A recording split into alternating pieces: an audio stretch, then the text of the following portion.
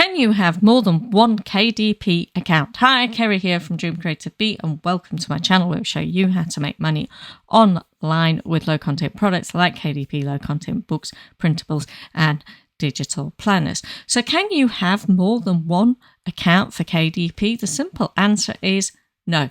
Under KDP's own terms of conditions, it actually says no multiple accounts.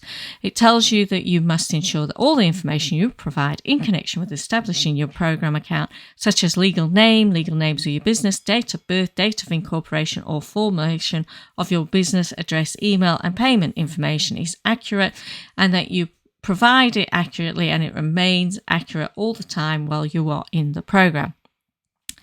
So if you get terminated for whatever reason, you cannot just turn around and reopen a new account with a new email address, and they will know because your bank account and your tax number is the exact same. So no, you cannot reopen it.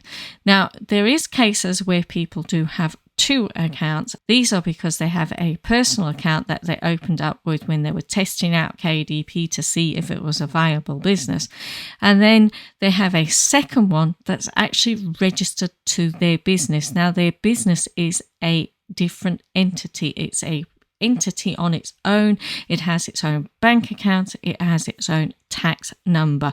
So you can't really be self-employed and do this, but you can own a business. You can register a business. So in your country, it might be an LLC, it might be a PTY, or it might be a PLC. I don't know, different countries, or an LTD. Different countries have different business entities and different legal requirements, but all of those types of businesses tend to have their own tax number. And then you can contact Amazon and ask them to open up a KDP account with your business information like that. But that's the only way, and I know a lot of people that have done it that way. But if you've had an account that's terminated, even that probably will be difficult for you.